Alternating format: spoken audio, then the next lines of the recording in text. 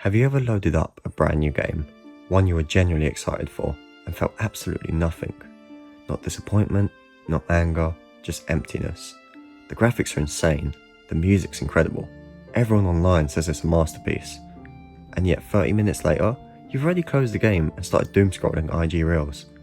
At some point we all start asking the same question: why doesn't gaming feel the same anymore?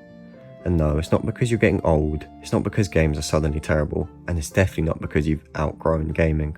The truth is way more uncomfortable than that. Let's begin. Firstly, it was never about the games. When people say games were better back then, they're lying. Technically and statistically, games have been on an upward trajectory of quality and production. Now, there are the odd franchises which have decided to do the opposite for whatever reason, but what people are really saying is, life felt different back then. Nostalgia isn't about how the graphics looked then, or what console you played games on. It's about where you are, who you were with, and what life felt like at the time. It's about context. You didn't just play games, you existed around them. You dragged yourself through school waiting to go home and boot up the newest Zelda game, or weekends of endless games of Origins on Call of Duty Zombies with your friends. When responsibilities were simply background noise. You weren't thinking about time, you weren't thinking about productivity, you were just there. Modern games don't get that advantage. They're competing against memories that have years to soften around the edges. Nowadays, we don't just discover games anymore, we pre-consume them. Think about how you used to find games. A random rental, a free trial, or a friend saying, "Trust me, just play it." You went in blind. No expectations, no roadmap, just pure first impressions, not knowing what's around the corner. Now, before a game even launches, you've already seen trailers, IGN reviews, performance tests, leaks, controversies. By the time you press start, you already know the ending tone, the mechanics, and the discourse around it. There's no room for surprise, and without surprise, memories don't stick. Also, the internet turned games into shared checklists. Your old gaming memories feel personal for a reason. That secret you found, that boss you struggled with, that moment where everything finally clicked, those were yours. Now the second you get stuck, the internet is there. Build guides, optimal paths, Reddit threads explaining the right way to play. Games stopped being personal journeys and became collective efficiency projects. We didn't just lose fun, we optimized it out of existence. Now let's discuss digital games. They feel less real than physical ones ever did. Another piece of this topic that sounds small, but completely changes how games feel. Games used to be physical. You held them, you opened them, you cracked open the game on the drive home, getting that brand new game smell, diving into the manual to get a taste of what you're about to uncover. Midnight launches felt like events, standing in line talking to strangers who loved the same thing you did, carrying the case home like it was fragile. That physicality made games feel real, like moments, not files. Now games just appear. You pre-order them on Steam or the PS Store, you click download, you wait, and it unlocks at midnight. No queue, no physical game, it's just there. There's no ritual, no memory attached to the act of getting the game. Digital convenience is incredible, and some people prefer how games have evolved in this way, but it flattened the experience. When everything is instantly available, nothing feels like an event.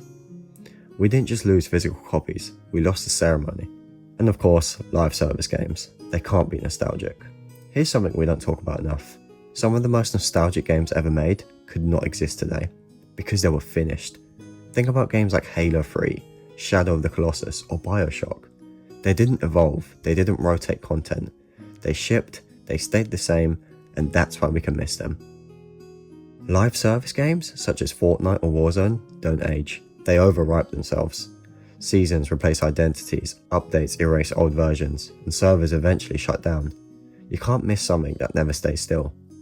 Nostalgia needs permanence. Modern gaming is built on impermanence.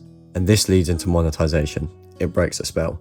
Nothing snaps immersion faster than being reminded you're inside of a system. Battle passes, daily challenges, limited time rewards. Old games never asked for commitment, they just wanted you to play. Modern games, on the other hand, ask you to return, to grind, to keep up. This creates a forced mentality to play the game, even when you don't want to, and if you don't, you're immediately behind. It's hard to feel magic when there's a timer on it. As well, we don't replay games, we replace them. Think about how often you replayed games growing up. Same levels, same choices, same mistakes. Now replaying just feels wrong. There's a backlog, a sale, a new release every week. Games become disposable. and disposable things don't turn into memories. We're also playing games at the wrong point in our lives. This is the part that no one likes hearing. Games used to fill empty space. Now they compete with work, stress, exhaustion, responsibility. You're not worse at enjoying games, you're just tired. And tired people don't build nostalgia, they survive entertainment. And finally, gaming didn't lose its magic. We lost the conditions that created it. Games today are bigger, riskier, and more creative than ever. But magic isn't about scale, it's about timing. You don't miss old games, you miss who you were when you played them. And that's not something a remake can give you back. So, will gaming ever feel the same again? Not the same, but different doesn't mean worse. The games you're playing right now, those will be someone's nostalgia someday.